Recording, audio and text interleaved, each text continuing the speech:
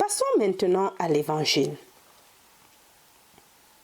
Ce qui est dit du caractère central de l'Évangile, celui que j'appelle le Christ Jésus.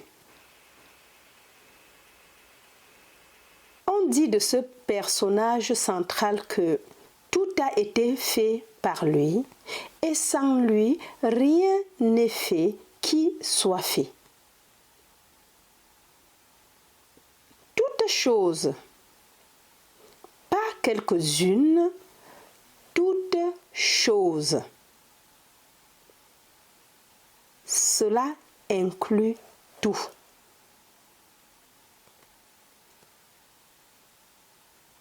J'ai lu attentivement mon évangile et je constate que de l'intérieur vers l'extérieur se trouve l'ordre de l'univers.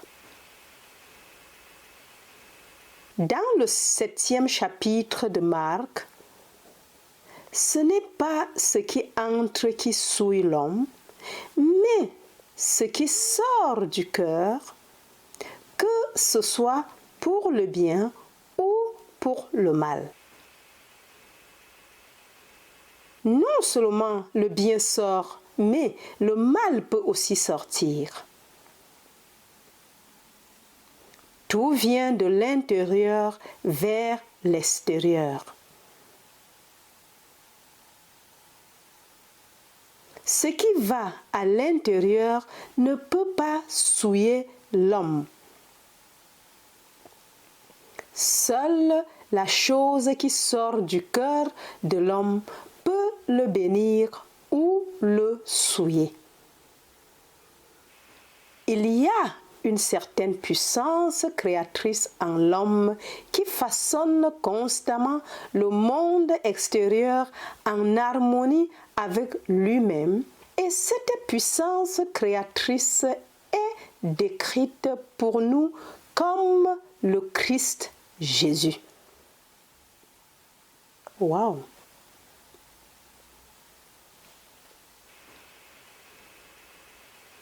Maintenant, regardons à nouveau ce que ces scientifiques nous enseignent.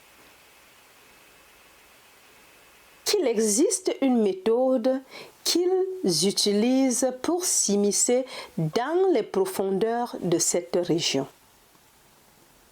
Que lorsqu'un homme dort, ils utilisent la méthode des rêves pour s'immiscer dans les profondeurs. Je reprends. Maintenant, regardons à nouveau ce qu'ils nous enseignent. Qu'il existe une méthode qu'ils utilisent pour s'immiscer dans les profondeurs de cette région.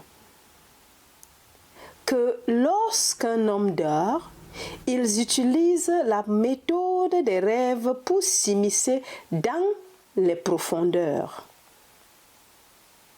Car la Bible nous dit que de couverture en couverture, dans un rêve, quand le sommeil profond tombe sur les hommes, alors il ouvre les oreilles des hommes et scelle leur instruction. Il vous est dit que Dieu parle avec son prophète principalement dans les rêves.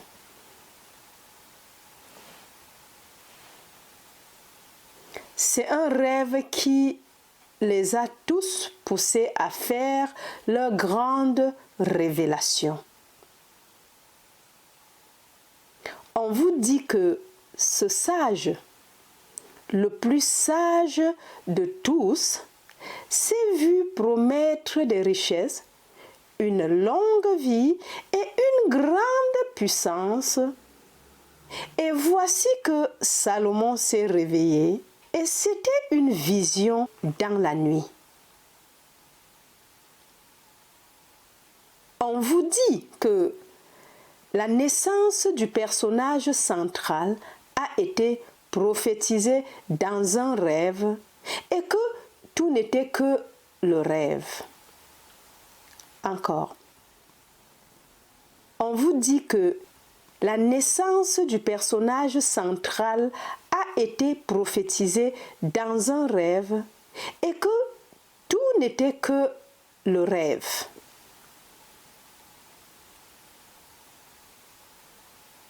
Nous découvrons maintenant qu'il y a une autre façon de regarder dans les profondeurs et la façon de regarder dans les profondeurs en état de veille est l'imagination de l'homme. Waouh!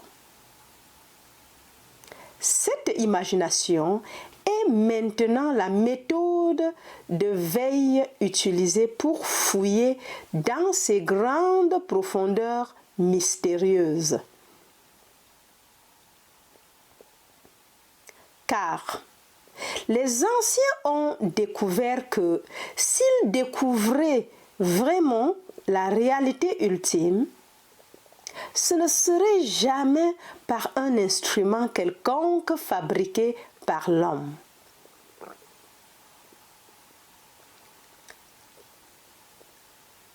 Afin de découvrir la réalité ultime, ils devaient se mettre en tête de s'observer eux-mêmes, puis d'enregistrer ces observations avec précision.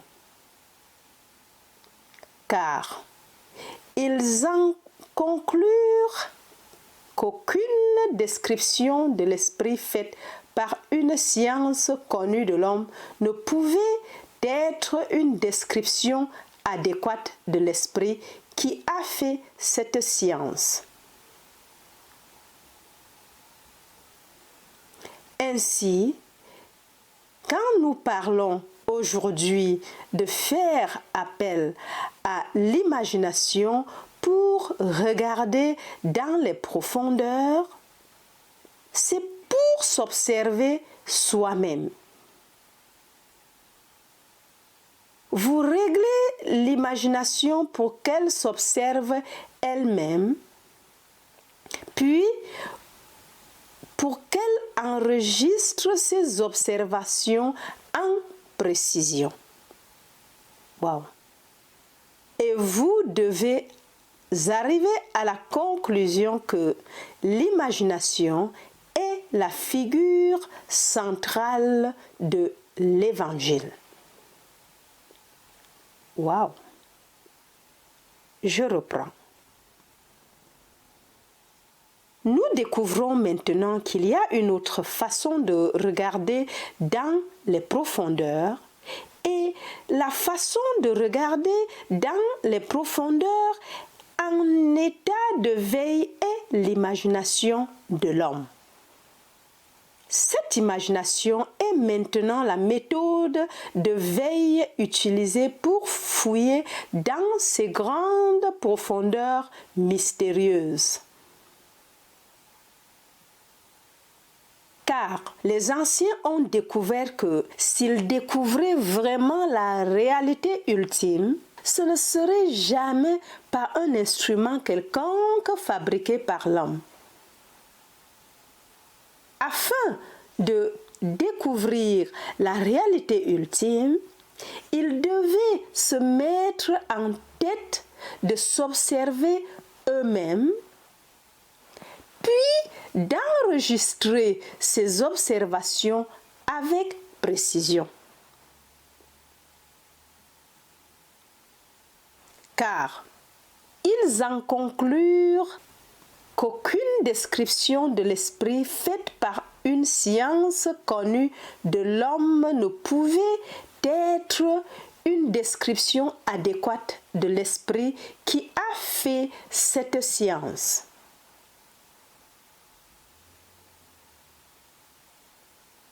Ainsi, quand nous parlons aujourd'hui de faire appel à l'imagination pour regarder dans les profondeurs, c'est pour s'observer soi-même.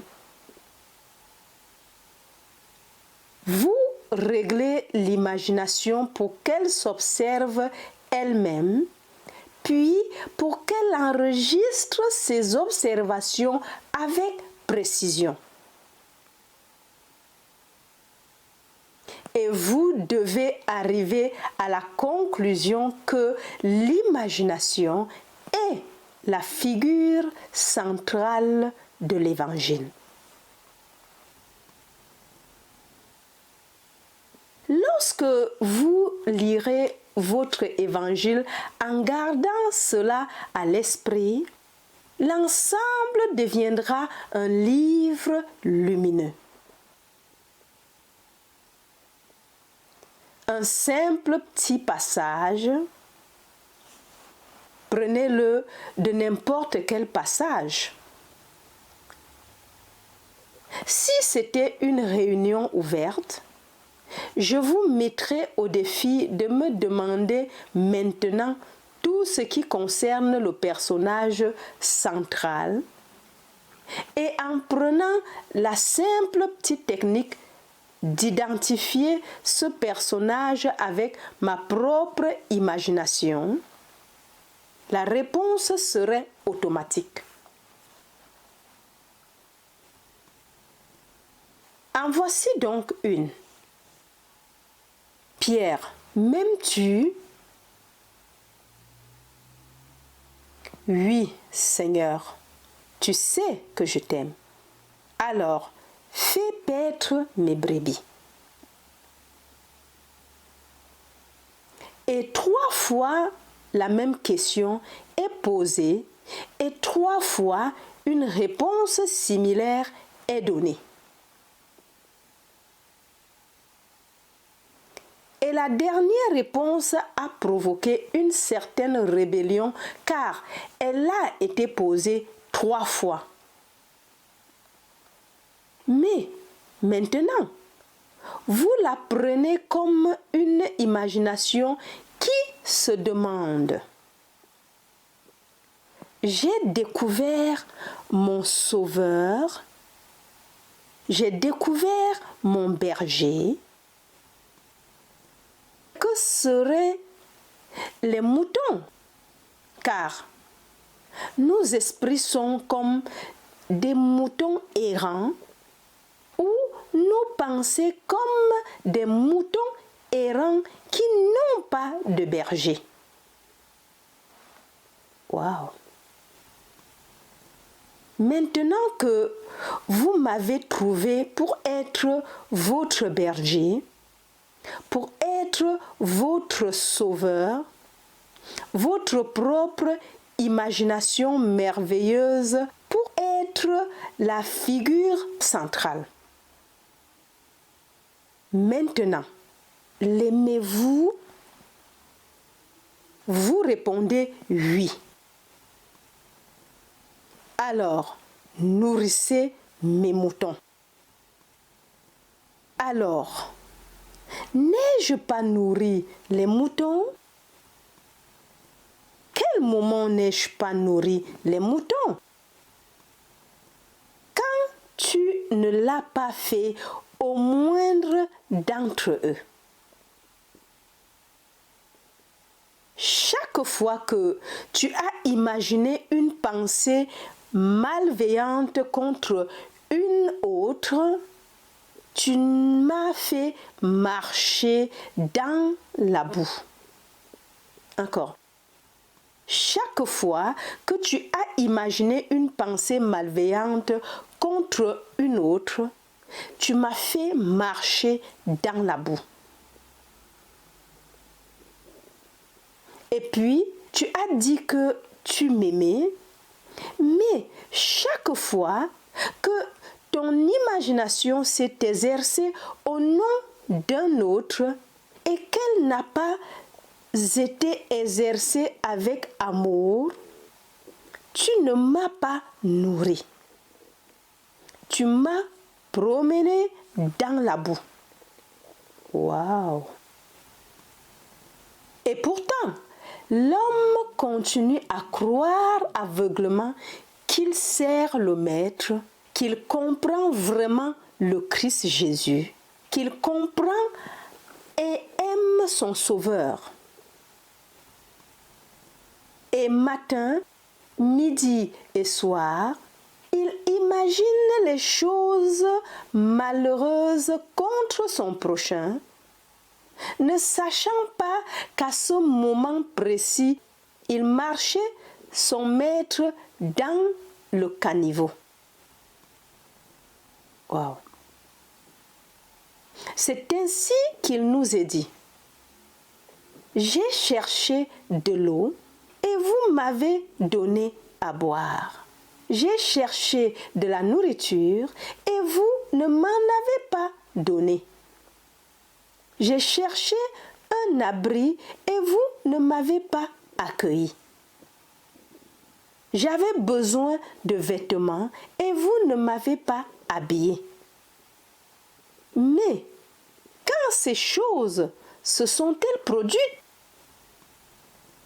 Je ne me souviens pas d'avoir jamais repoussé.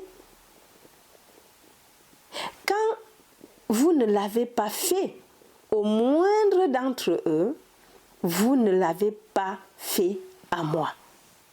Wow. Et puis, quand ai-je fait ces choses? Chaque fois que vous l'avez fait au plus petit d'entre eux, c'est à moi que vous l'avez fait. Et le jour viendra où l'homme découvrira que le moindre dont on parle, c'est lui-même. Waouh!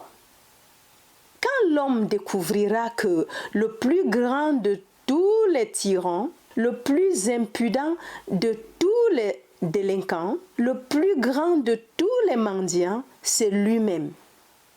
Il découvrira alors qu'il a besoin de l'aumône de son propre pardon et au lieu de s'en prendre à lui-même, il commencera par lui-même pour ennoblir ses propres pensées, pour s'élever en imaginant d'abord le meilleur de lui-même, puis il partagera cela avec le monde qui l'entoure, car il regardera un monde et le décrira par rapport à lui-même et il ne verra plus les choses malheureuses qu'il voyait auparavant.